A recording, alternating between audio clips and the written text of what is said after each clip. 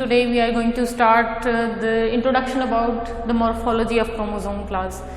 आज है वो हमने क्रोमोसोम की मॉर्फोलॉजी देखनी है, इसके अंदर क्या स्ट्रक्चर प्रेजेंट होते हैं, कैसे सेंट्रोमेयर किस रीजन को बोला जाता है, क्रोमेटिड्स क्या होते हैं, ये सारी टर्मिनोलॉजी, ये सारा कॉन्सेप्ट आज हम क्लियर करते हैं. Let's start the lecture. Class आपके पास जो मॉर्फोलॉजी है, पहले तो इसको डिफाइन करते हैं कि मॉर्फोलॉजी क्या चीज़ होती है. मॉर्फोलॉजी आपके पास होती है जब आप स्ट्रक्चर, अपेरेंट स्ट्रक्चर को स्टडी करते हैं, यानी जो क्रोमोसोम बना हुआ है बाहर से, ठीक है, वो किस किस रीजन पे बेस कर रहा है, उसकी मॉर्फोलॉजी, उसका स्ट्रक्चर, उसकी शेप कैसी है, तो फिर हम बोलते हैं मॉर्फोलॉजी. यानी study of shape and structure of chromosome is morphology of chromosome. Clear? सबसे पहले आप देख लेते हैं मॉर्फोलॉजी. आपको पता चल गया क्या चीज होती है. क्रोमोसोम्स क्या होते हैं class. Chromosome highly condensed structure of chromatin material that appear during cell division. जब भी किसी सेल ने डिवाइड करना होता है क्लास, चाहे वो प्लांट सेल का है, चाहे वो एनिमल का सेल है, तो उसमें ये होता है कि सबसे पहले जो है वो जब भी सेल ने डिवाइड करना है, उसने अपने आप को कंडेंस करना है. और जो थ्रिक्स जो आपके पास स्ट्रैंड्स आपको अपीयर होंगे, थ्रेड्स अपीयर होंगे, उनको हम क्या बोलते हैं, क्रोमोसोम. Let me clear. ये आपके पास एक सेल है क्लास. इस सेल के अंदर ये न्यूक्लियस है, और न्यूक्लियस को मैंने यहाँ पे आपको थोड़ा बड़ा करके दिखाया. यू कैन से आप अल्ट्रा स्ट्रक्चर उसका देख रहे हो, तो उसमें ये होगा कि कहीं कहीं आपको जो है वो डेंस बॉडीज मिलेंगी. जो स्ट्रेन डार्क स्ट्रेन होती हैं वो तो हो गया न्यूक्लियोलस. अब आते हैं यहाँ पे आपको, जब अभी क्रोमोसोम या डीएनए ने डिवाइड नहीं किया था, तो उस टाइम में आपके पास एक स्ट्रक्चर अपीयर हुए क्रोमेटिन मटेरियल के. वो थिन थ्रेड्स थे. जब सेल डिवाइड नहीं कर रहा, तो उस टाइम में जो न्यूक्लियोप्लाज्म है, जो न्यूक्लियस के अंदर मटेरियल होता है, उसके अंदर जो थ्रेड्स होते हैं वो थिन होते हैं, और उस थ्रेड्स को आप बोलते हैं क्रोमेटिन मटेरियल. क्या बोलते हैं? Chromatin material. क्रोमेटिन मटेरियल आप कैसे डिफाइन करते हैं? DNA plus proteins. Which proteins? Nucleo proteins. Nucleo proteins के अंदर क्या प्रोटीन्स आती हैं? हिस्टोन्स. इनके बारे में हम डिटेल से डिस्कस कर चुके हैं. अब आ जाते हैं क्लास कि ये जो क्रोमेटिन मटेरियल है, डीएनए प्लस प्रोटीन का एक स्ट्रक्चर बना हुआ है, इसने जब भी सेल डिवाइड होने लगा है, यानी सेल ने एक सेल से दो में डिवाइड होना है, दो बनने हैं एक सेल से, तो क्या होगा, ये क्रोमेटिन मटेरियल अपने आप को इतना ज्यादा कंडेंसली पैक करता है कि इसके थिन जो थ्रेड आपके पास अपीयर हुए थे वो हो जाते हैं, आपको इस तरह के थिक थ्रेड नजर आना शुरू होते हैं जब सेल डिवाइड हो जाता है. ऐसे करके कॉइलिंग कैसे होती है कि ये आपके पास एक थ्रेड है, इस थ्रेड ने पहले कॉइल किया इस तरह करके, ठीक है, फिर इसने सुपर कॉइलिंग की, और सुपर कॉइलिंग करने के बाद ये देखें आप, इस थिन थ्रेड ने जब इस तरह की कॉइलिंग की, तो ये एरिया क्या हो गया, ये थ्रेड क्या अपीयर हुआ आपके पास, नाउ थिक डार्क आपके पास नजर होगा, और ये आपको थ्रेड्स की फॉर्म में नजर आना शुरू हो जाता है जब सेल डिवाइड करने लगता है. तो उस स्ट्रक्चर को आप क्या बोलते हैं? Now this is chromosomes. Highly condensed, highly coiled structure of the chromatin material that appears at the time of cell division is known as chromosomes class. अब आ जाते हैं कि जो डेफिनेशन के बाद, यानी आपके पास डेफिनेशन क्या हमने बनाई कि जो क्रोमोसोम होते हैं वो डेंस कॉइल्ड या super coiled portion of chromatin material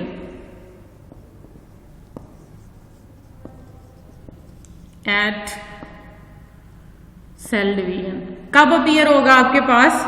eight the time of cell division. जब भी सेल डिवाइड करने लगेगा, उस टाइम आपके पास जो क्रोमेटिन मटेरियल है उसने कॉइल करना है, उसने कंडेंस होना है. कंडेंसेशन के बाद जो स्ट्रक्चर अपीयर होगा उसको आप क्या नाम देते हैं? क्रोमोसोम.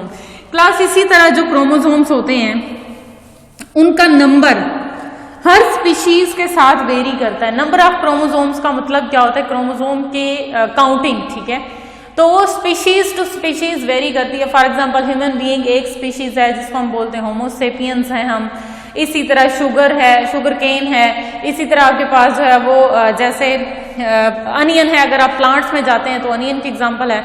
जैसे हम लोग हैं, हमारे अंदर 46 क्रोमोसोम्स हैं। इसी तरह जो आपके पास पोटैटो है, ठीक है, उसके अंदर बॉटनी के अंदर अगर आप जाते हैं, आप प्लांट्स को देखते हैं, पोटैटो आलू, उसके अंदर आपके पास 48 क्रोमोसोम है, 48 क्रोमोसोम है। इसी तरह चिंपैंजी के अंदर देखते हैं अगर आप, तो उसमें भी 48 क्रोमोसोम्स हैं। आप जाते हैं अनियन में देखते हैं तो वहां पे 16 क्रोमोसोम्स हैं। शुगर केन में देखेंगे तो 80 क्रोमोसोम्स हैं। और अगर आप प्लांट्स, हायर प्लांट्स में जाते हैं तो 500 क्रोमोसोम्स भी हो सकते हैं। तो ये हर स्पीशीज के साथ वेरी कर रहा होता है क्लास। एक बात आप लोगों ने याद रखनी है, वो ये है कि क्रोमोसोम का नंबर जनरेशन आफ्टर जनरेशन उस स्पीशी के अंदर सेम रहती है, उसमें कोई भी वेरिएशन नहीं आती। जैसे हम लोग हैं फॉर एग्जांपल 46 क्रोमोसोम कैरियर हैं, तो मेरे अंदर भी 46 होंगे, आपके अंदर, आप जितने स्टूडेंट्स इस लेक्चर को देख रहे हैं उन सब के अंदर 46 होंगे, हर सेल के अंदर क्लास।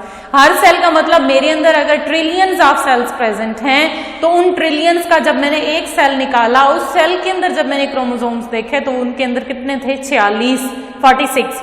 इसी तरह ट्रिलियन के अंदर इंडिविजुअली 46 क्रोमोसोम होंगे, वो मेरे अंदर भी 46 हैं, वो आपके अंदर भी 46 हैं। इसी तरह आपके पास अगर आप शुगर केन देखते हैं तो गन्ने के अंदर अगर 80 क्रोमोसोम्स हैं तो 80 क्रोमोसोम्स ही शुगर केन के अंदर होंगे, चाहे वो पाकिस्तान के अंदर ग्रो कर रहा है या किसी और कंट्री में ग्रो कर रहा है, वहां से उसके नंबर ऑफ क्रोमोसोम वेरी नहीं करते। तो number of chromosome remain constant generation after generation. इसमें थोड़ा सा भी बिगाड़ उस जो पर्सन होता है या उस इंडिविजुअल के स्ट्रक्चर के अंदर बिगाड़ जो है वो आ सकता है, डिफॉर्मिटीज होती हैं। अब आ जाते हैं आपके पास नंबर ऑफ क्रोमोसोम के सेंस में। हम देखते हैं कि किसी सेल में हम कहते हैं ये डिप्लॉइड सेल है, वो हैप्लॉइड सेल है, वो क्या चीज होती है क्लास। जो नंबर ऑफ क्रोमोसोम्स हैं वो आपके पास क्या है? n भी हो सकता है, 2n भी हो सकता है।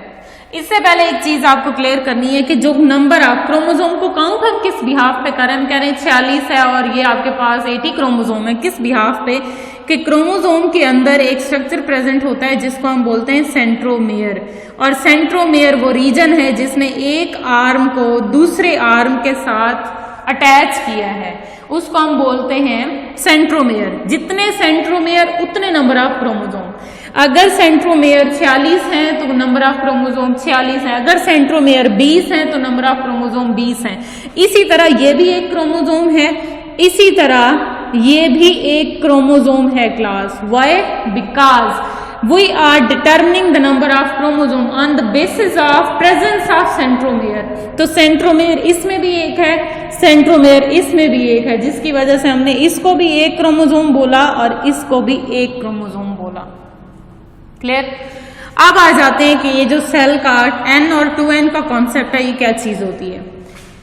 इंडिविजुअल की बॉडी जिसको हम बोलते हैं बॉडी के क्रोमोसोम, वो होते हैं सोमैटिक क्रोमोसोम, जिसने बॉडी को बनाना है वो होते हैं सोमैटिक क्रोमोसोम। तो हमारे अंदर जितनी भी बॉडी के क्रोमोसोम्स हैं वो 2n होते हैं। मींस ईच सेल कंटेन या each nucleus contain 2 sets of genes. हर एक जीन्स की कितने होंगे? पेयर का एक पेयर मौजूद होगा जब वो डिप्लॉइड सेल होगा। What it means? इसका क्या मतलब है क्लास? इसका मतलब ये है कि एक क्रोमोसोम है फॉर एग्जांपल A, ठीक है, और इसके पास अगर ये डिप्लॉइड अगर आपके पास ये सेल है, उसके अंदर क्रोमोसोम है, इसमें एक आपके पास जीन है जिसको हम बोलते हैं कलर जीन, और उसको सिंबल मैंने दिया है C, ठीक है, C फॉर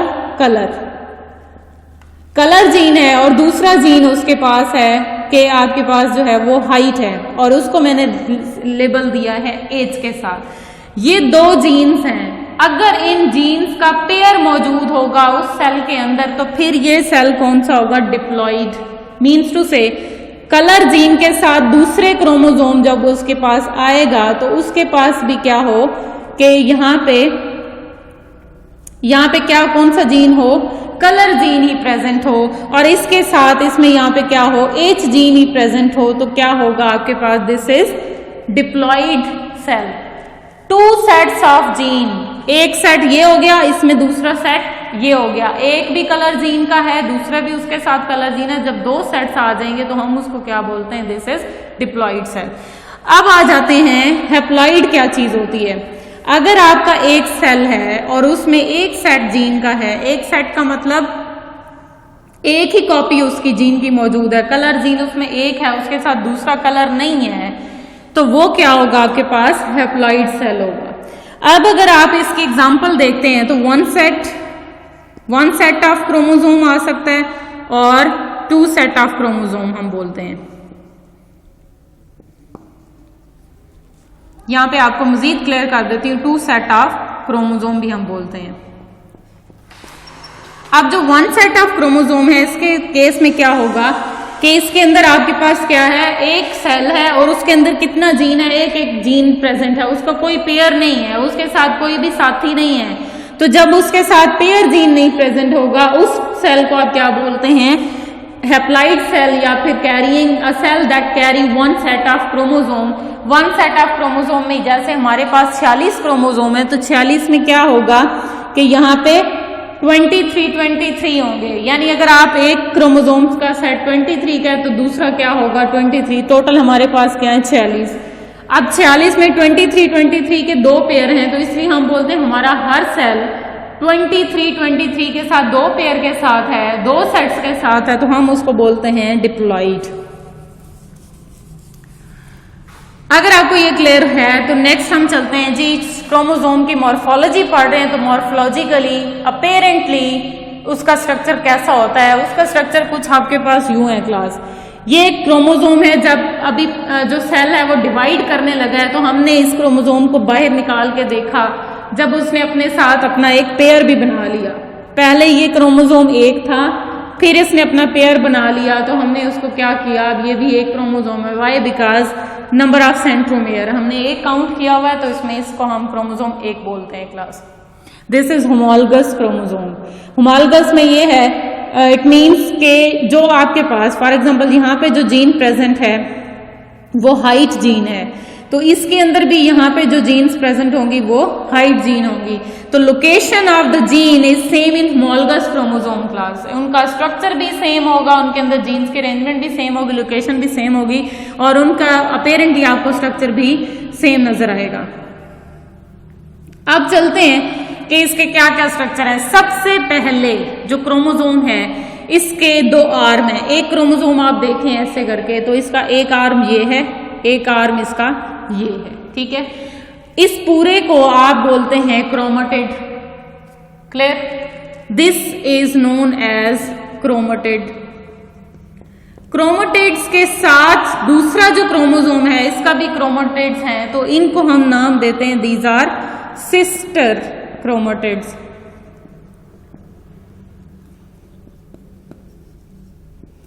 सिस्टर क्रोमेटिड्स क्यों कह सकते हैं, मैंने आपको पहले बोला कि जीन की लोकेशन दोनों क्रोमोसोम में सेम होगी। यहाँ पे एच जीन इसका मौजूद है हाइट का, और इसमें भी एच जीन हाइट मौजूद होगा, तो इसमें इसलिए हम इसको बोलते हैं सिस्टर क्रोमेटिड्स। अगर इन क्रोमोसोम ने एक दूसरे के साथ, कलर पे नहीं जाइएगा, लोकेशन पे देखिएगा, कलर तो मैंने आपको डिफ्रेंशिएट करने के लिए बताया है। अब इसमें क्या है कि जो हाइट जीन यहाँ मौजूद है, अगर ये दोनों एक दूसरे के साथ अपना आर्म चेंज करें तो क्या इनमें कोई डिफरेंस आएगा? नहीं, because location of each gene is similar to that sister chromatid. इसमें भी वही लोकेशन है, इसमें भी वही लोकेशन है, तो जब एक दूसरे के साथ ये ऐसे करके एक्सचेंज कर देंगे, फिर भी आपके पास नंबर ऑफ जो क्रोमोसोम्स आपके सिस्टर क्रोमेटिड्स हैं उनके अंदर कोई भी चेंज नहीं आता है। अब आ जाते हैं क्लास, इसके बाद इस क्रोमोसोम के अंदर एक कॉन्स्ट्रिक्शन होती है, एक थिन एरिया आता है क्रोमोसोम का, जहां पे उसकी कॉइलिंग थोड़ी थिन हो जाती है। उस एरिया को आप नाम देते हैं सेंट्रोमेयर। ठीक है जी। अब सेंट्रोमेयर यहाँ पे मैंने दो आपको दिखाए हैं, ये दो नहीं होते। जब क्रोमोसोम होमोलगस एक दूसरे के साथ ज्वाइन होते हैं तो सेंट्रोमेयर भी एक दूसरे के साथ मिक्स अप हो जाते हैं, तो आपके पास फाइनली क्रोमोसोम ऐसे करके नजर आएगा आपको, ऐसे। ठीक है, ये तो आपको डिफ्रेंशिएट करने के लिए, उसका स्ट्रक्चर क्लियर करने के लिए मैंने थोड़ा डिस्टेंस पे बना दिया है। तो सेंट्रोमेयर ऐसा रीजन होता है जहां पे क्रोमोसोम के अंदर थिन जो है वो स्ट्रक्चर आएगा, थिन क्रोमोसोम की कंडेंसेशन होगी और वो एक दूसरे के साथ ज्वाइन होंगे उसके आर्म्स क्रोमेटिड्स के, तो उस एरिया को आप क्या बोलते हैं? सेंट्रोमेयर। अब आ जाते हैं कि ये जो रेड लाइन है ये भी सेंट्रोमेयर की लिंकेज है क्लास, ये भी सेंट्रोमेयर ही है। अब आ जाते हैं कि ये जो सेंट्रोमेयर आपको मैंने राउंड सर्कल है उसके राउंड मैंने एक लाइन दिखाई है आपको रेड कलर की, ये क्या चीज होती है?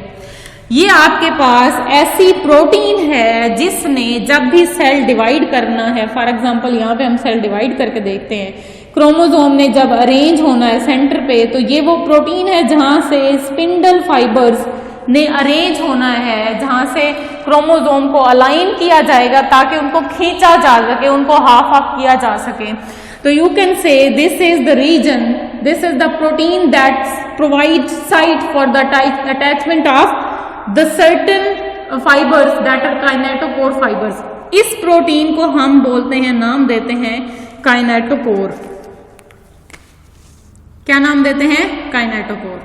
काइनेटोकोर क्यों बोला जाता है क्लास? वो इसलिए क्योंकि इस प्रोटीन के साथ इस फाइबर ने अटैच होना है, इसलिए इसको भी नाम हम दे देते हैं काइनेटोकोर फाइबर या काइनेटोकोर स्पिंडल। और इस स्पिंडल ने इस क्रोमोसोम के साथ यहाँ पे इस प्रोटीन पे अटैच होना है, इसलिए काइनेटोकोर प्रोटीन। अगर ये यहाँ पे नहीं होगी तो फिर ये वाली स्पिंडल भी अटैच नहीं होगी। तो आपके पास जो अटैचमेंट पॉइंट है वो क्या है? काइनेटोकोर प्रोटीन है क्लास। उसके बाद आपके पास आता है कॉन्स्ट्रिक्शन। क्या चीज होती है? कॉन्स्ट्रिक्शन होती है जैसे कोई गिरा लगना, और गिरा वहां पे क्रोमोसोम में लगती है जहां पे उसके अंदर जो है वो कंडेंसेशन थिन होती है या थिन रीजन होता है क्रोमोसोम का, क्रोमेटिन थोड़ा सा रिलैक्स हो जाता है, तो वहां पे इसके अंदर एक नॉट सी बन जाती है, गिरा सी लग जाती है, जिसको आप बोलते हैं कॉन्स्ट्रिक्शन। प्राइमरी कॉन्स्ट्रिक्शन को हम नाम देते हैं, जो फर्स्ट आपके पास थिननेस एरिया नॉटिंग एरिया होता है उसको हम बोलते हैं सेंट्रोमेयर। सेंट्रोमेयर को प्राइमरी कॉन्स्ट्रिक्शन भी कहा जाता है।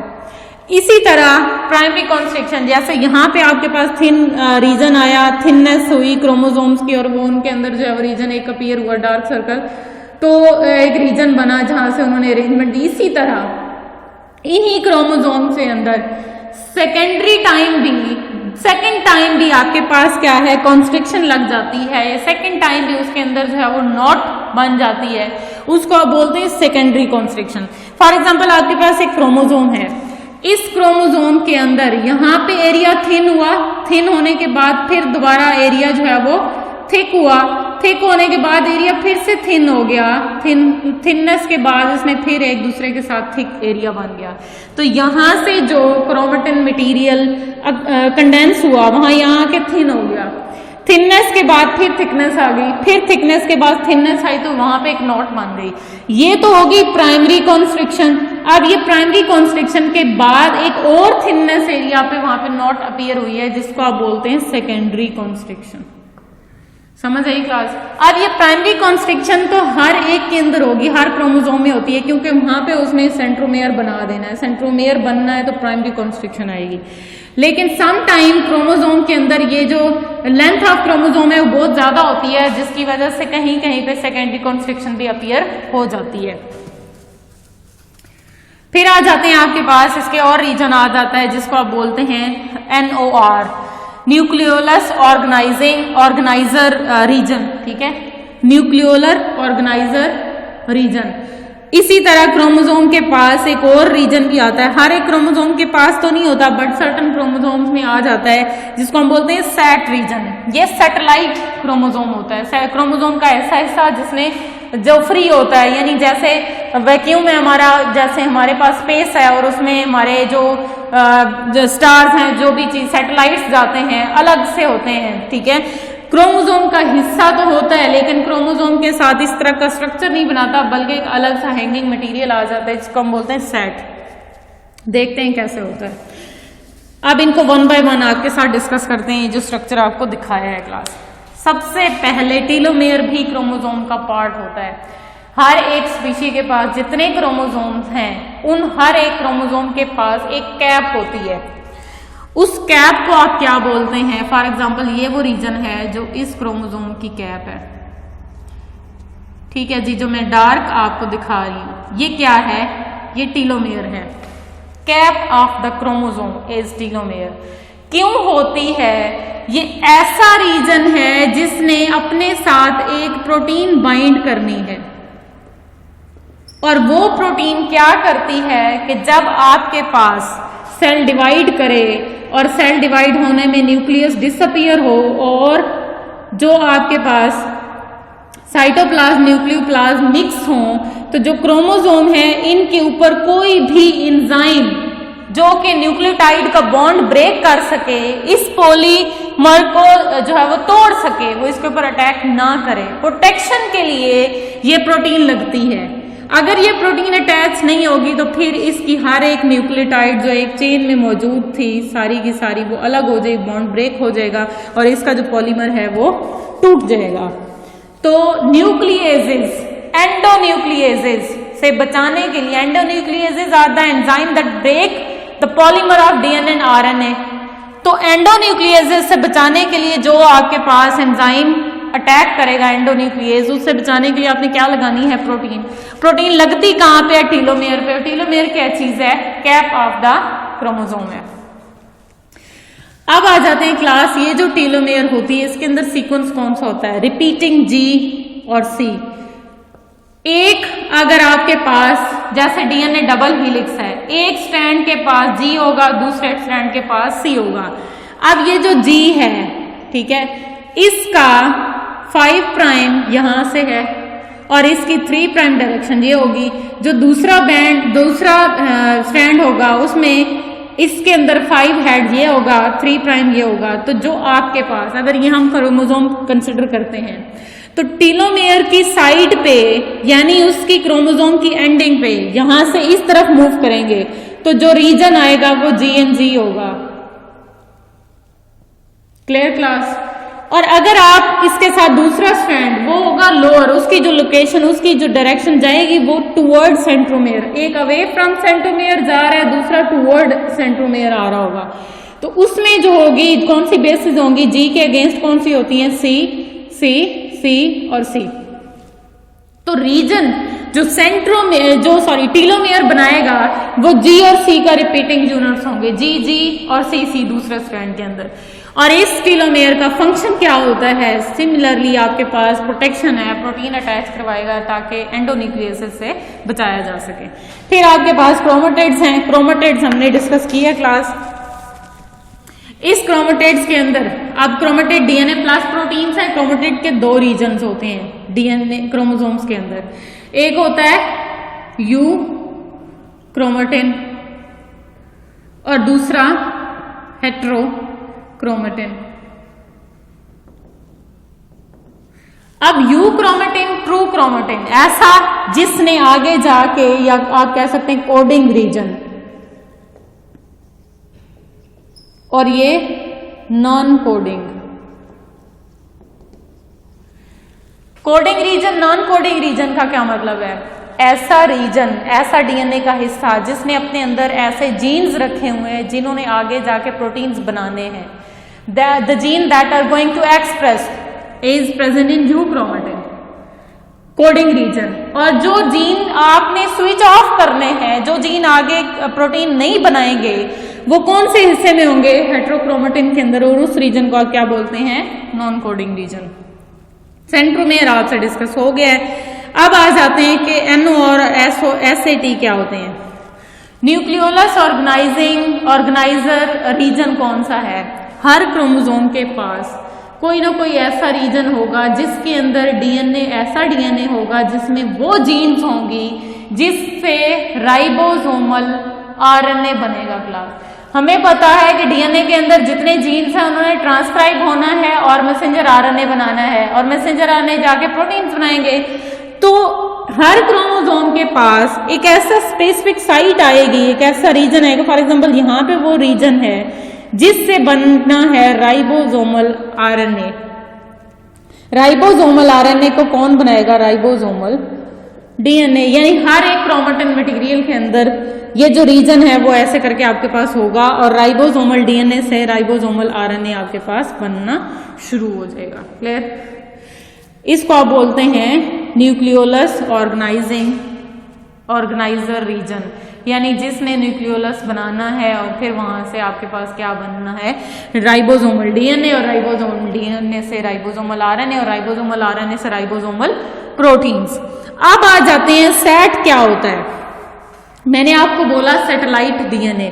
सम टाइम क्रोमोसोम के पास एक ऐसा क्रोमोसोम है और इस क्रोमोसोम के साथ यहाँ पे थ्रेड है किसका, क्रोमेटिन मटेरियल का, और इसके साथ इसका एक और पोर्शन जो है वो इस तरह हैंग कर रहा होता है। This is satellite DNA. समझ आई क्लास? एक पूरा क्रोमोसोम और उसका कुछ हिस्सा उससे अलग होके अलग जाके जो है वो कंडेंस हो जाता है, बट फिर भी कांटेक्ट होता है in contact with the primary structure, तो उसको आप क्या बोलते हैं, सैटेलाइट डीएनए। और सैटेलाइट डीएनए किसके साथ अरेंज होगा, दरमियान में क्या आएगा, क्रोमेटिन मटेरियल, यानी डीएनए प्लस प्रोटीन ही है ना। बार बार ये आपको मैं इसलिए बोल रही हूं क्योंकि जो ये वाला थ्रेड है इसमें डीएनए और प्रोटीन है, यहां भी क्रोमेटिन मटेरियल है बट कंडेंस हो गया, कॉइल हो गया, इसमें फिर इसने अपने आप को हैंग किया, अलग निकाला थोड़ा सा, फिर दोबारा से कंडेंस हो गया। तो ये जो फाइबर है इसके साथ ये ज्वाइन करेगा और इस डीएनए को आप नाम देते हैं सैटेलाइट डीएनए। क्लियर?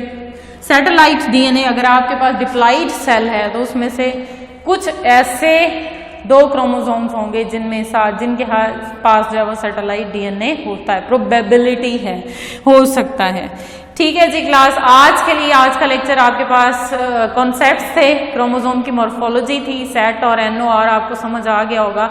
उम्मीद करती हूँ कि आपको लेक्चर के अंदर जो कॉन्सेप्ट हैं वो भी क्लियर हुए होंगे। नेक्स्ट लेक्चर के साथ फिर